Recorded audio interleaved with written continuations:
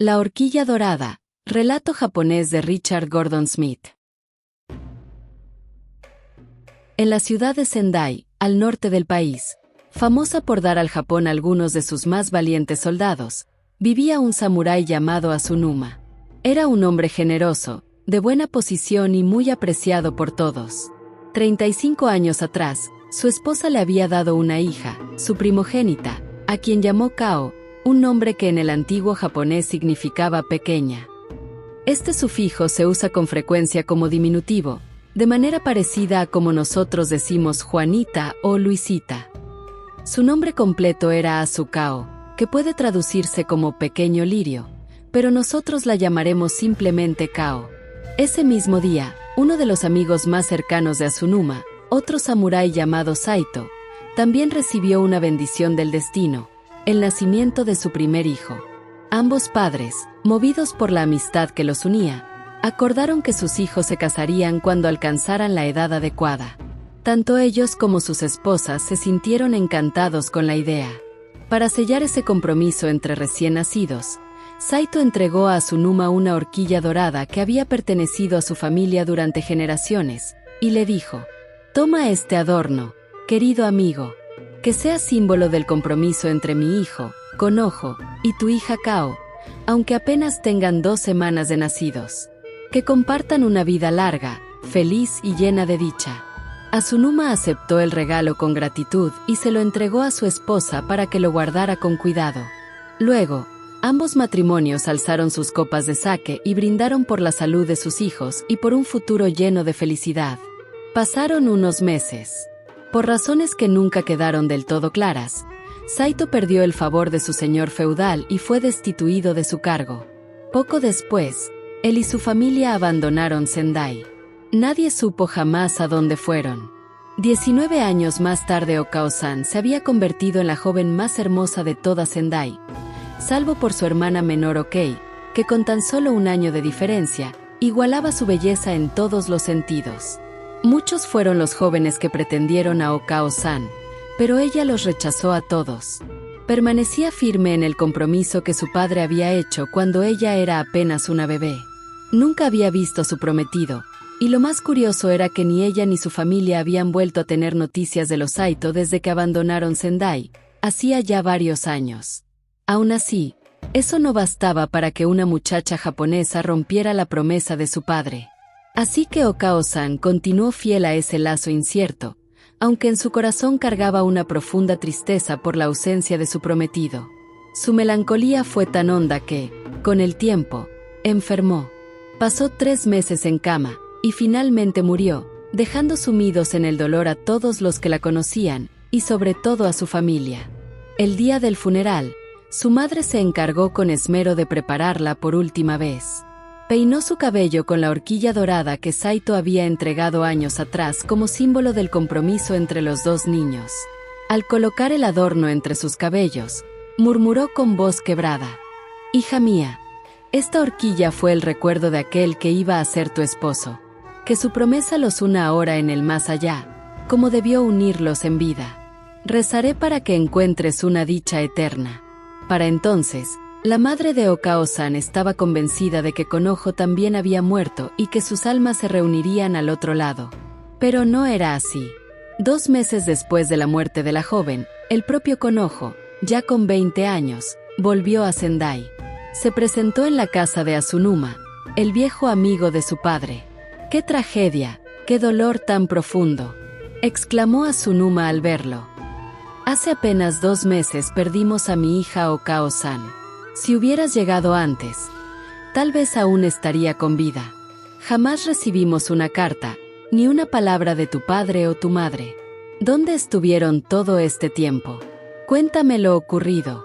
«Señor», respondió Konojo, con el alma hecha pedazos, «me duele hasta lo más hondo saber que Okao-san ha muerto. Yo también soñaba con casarme con ella, y nunca dejé de pensarla ni un solo día. Cuando mi padre nos sacó de Sendai, fuimos primero a Edo. Más tarde, viajamos al norte, a la isla de Yeso. Allí mi padre perdió toda su fortuna, y falleció sumido en la pobreza. Mi madre no tardó en seguirlo.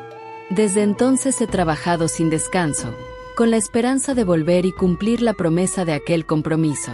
Solo ahora logré reunir lo suficiente para regresar a Sendai.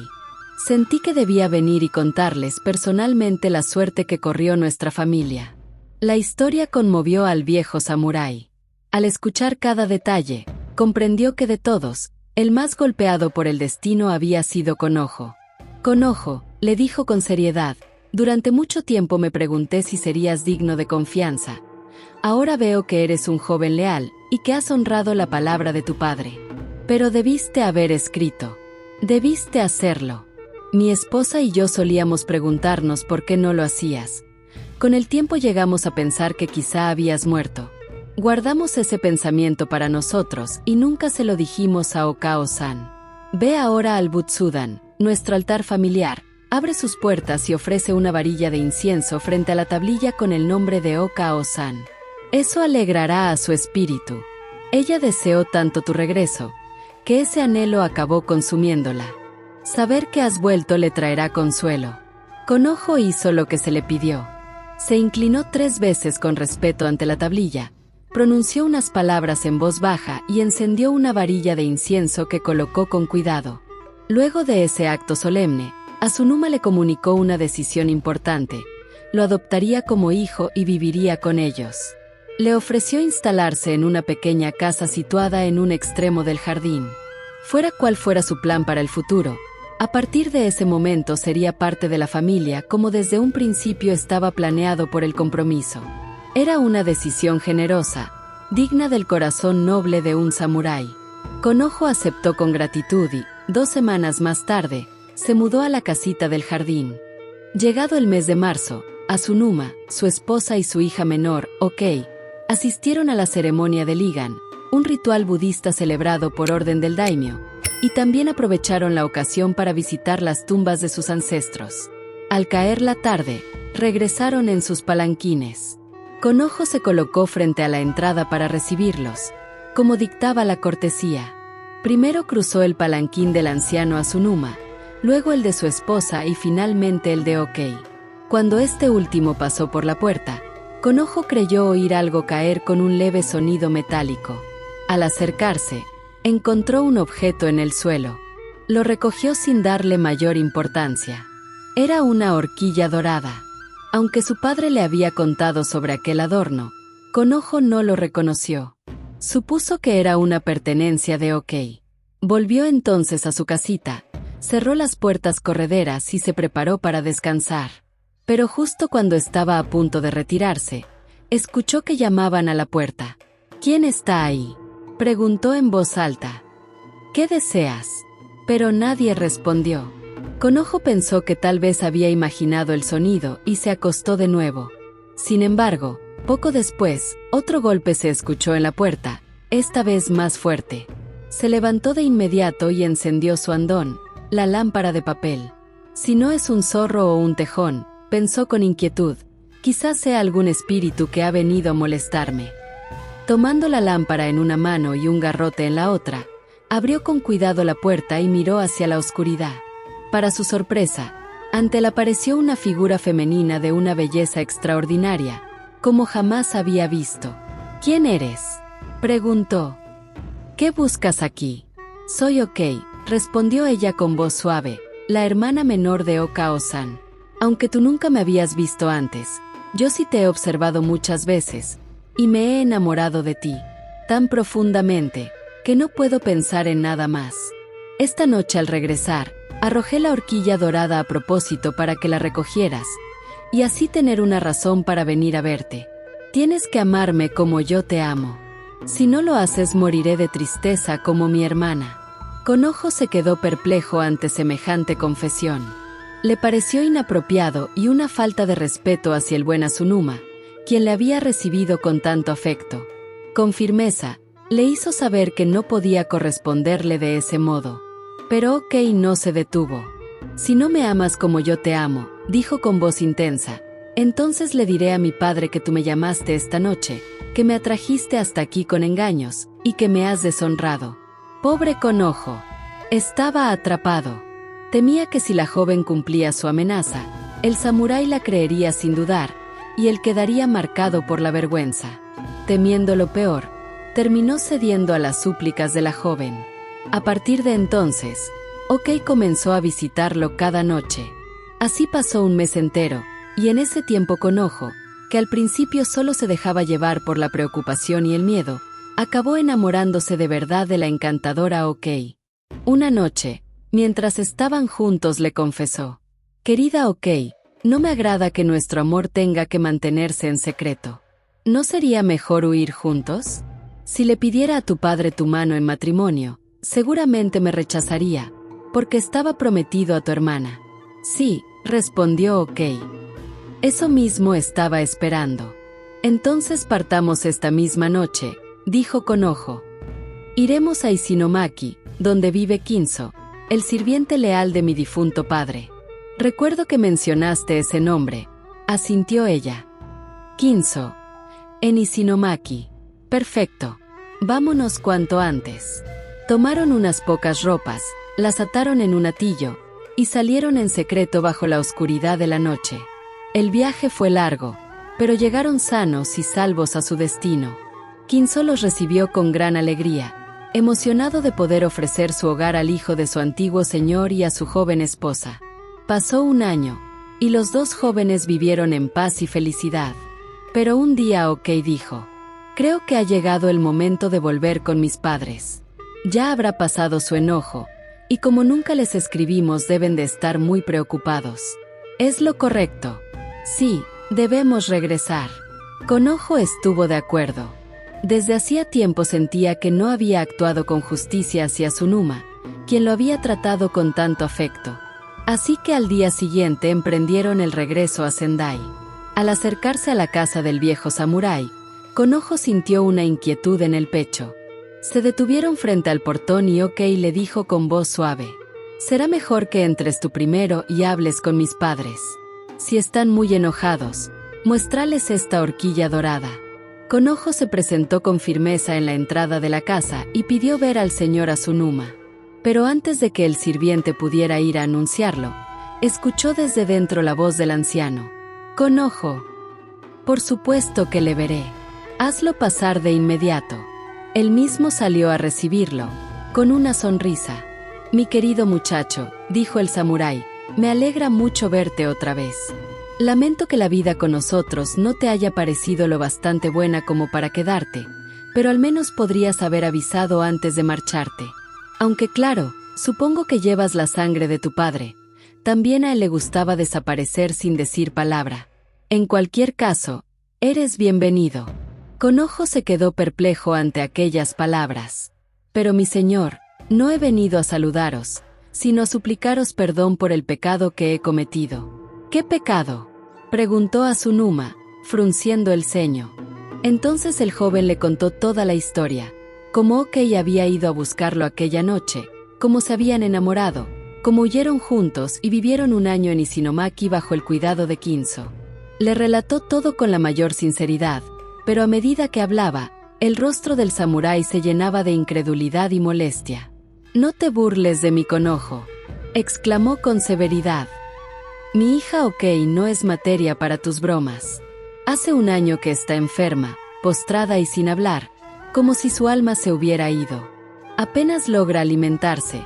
No ha dicho una sola palabra en todo este tiempo. ¿Cómo te atreves a venir con estas fantasías?». «Os aseguro que no estoy mintiendo», respondió Konojo con firmeza. «Si no me creéis, enviad a alguien ahora mismo. Ella está esperando en el palanquín justo en la entrada». El samurái mandó salir a un criado, quien volvió poco después con el rostro desconcertado. «Señor», informó, «no hay nadie afuera. No hay palanquín ni dama alguna esperando». Konojo, atónito, metió la mano en sus ropajes y sacó el prendedor dorado. «Entonces mirad esto», exclamó. «La horquilla que OK me dio antes de entrar. Dijo que si dudabais de mí, esto os haría creer». «Cielo santo», exclamó la madre de OK al ver la horquilla. «¿Cómo ha llegado este prendedor a tus manos? Yo misma lo puse en el cabello de Okao-san en su féretro, justo antes de que lo cerraran». El samurái y Konojo se miraron con asombro. La madre los contemplaba a ambos, desconcertada. Nadie sabía qué pensar, qué decir, qué hacer. Y fue entonces, en medio del silencio, cuando ocurrió lo más inesperado. Ok, la enferma que llevaba un año sin moverse ni hablar, entró en la habitación caminando con total naturalidad. Estaba vestida y peinada, hermosa, como si jamás hubiera estado enferma. El anciano samurái dio un paso atrás, impactado. ¿Qué significa esto?, gritó. ¿Cómo sales de tu cuarto así tan de pronto, como si nada te hubiera pasado? La joven lo miró con dulzura, pero su voz era firme y extrañamente conocida. Yo no soy Ok, dijo. Soy el espíritu de Okao-san. Fue una gran desdicha para mí morir antes de que Konojo regresara. Si hubiese estado viva en ese momento, me habría recuperado y habríamos sido felices juntos. Pero mi alma no encontró descanso. Por eso tomé prestado el cuerpo de mi hermana y durante un año entero, he vivido con Konojo, amándolo y siendo amada. Ahora por fin mi espíritu está en paz, aunque me queda un último deseo. La muchacha giró el rostro hacia Konojo. Debes casarte con mi hermana Ok. Si lo haces, mi alma podrá descansar del todo, y Ok volverá a vivir en su cuerpo como antes. Todos en la habitación estaban sin palabras. Era el rostro de Ok, sí, pero sus gestos, su mirada, su voz, eran sin duda los de Okao-san. Y la horquilla dorada lo confirmaba. La madre lo sabía. Ella misma la había colocado en el cabello de su hija muerta. No podía haber error. Pero, dijo al fin el viejo samurái, Okao-san lleva más de un año muerta y enterrada. Que te nos aparezcas ahora así nos llena de desconcierto. ¿Por qué perturbar nuestra paz de esta manera? La joven, o el espíritu que la habitaba, respondió con serenidad. Ya os lo he explicado. Mi alma no podía hallar descanso sabiendo que Konojo seguía fiel, esperándome. Por eso volví, para vivir con él al menos un tiempo, como hubiera sido en vida. Ese deseo ya se ha cumplido. Ahora solo pido ver a Konojo unido en matrimonio con mi hermana Ok. Solo así podré descansar por completo. El samurái, su esposa y Konojo se retiraron a deliberar. Tras hablarlo, todos estuvieron de acuerdo. Konojo aceptó sin dudarlo. Cuando la decisión estuvo tomada, la joven se acercó a él, le tomó la mano con dulzura y dijo: Esta será la última vez que me toques a mí. Adiós, queridos padres. Adiós a todos. Mi alma se marcha al fin de este mundo. Y en ese instante cayó desmayada, como si la vida la hubiera abandonado. Así permaneció durante media hora. Nadie dijo palabra. Todos, sobrecogidos por lo que acababan de presenciar, se sentaron en silencio junto a ella. Pero al cabo de ese tiempo, la joven abrió los ojos. Se incorporó lentamente y, con voz fresca y sorprendida, exclamó: Padres míos, ya no tenéis por qué preocuparos. Me siento muy bien, pero no entiendo cómo llegué aquí desde mi cama, ni por qué estoy vestida así. Tampoco sé qué ha ocurrido. Le hicieron muchas preguntas, pero Ok no recordaba nada. Nada del espíritu de su hermana, ni de la horquilla, ni del año de su vida que compartió con Konojo. Una semana después, Konojo y Ok se casaron. La horquilla dorada, símbolo de un amor que desafió la muerte, fue entregada al templo de Shiogama, donde la gente, hasta hace poco, acudía a rezar con devoción. Si te gustó esta historia, considera darle like, suscribirte y compartirlo. Se vienen más historias increíbles. No te las pierdas. Gracias por escuchar. Revisa los demás cuentos y audiolibros del canal. Aquí te dejo algunas recomendaciones. Te van a encantar.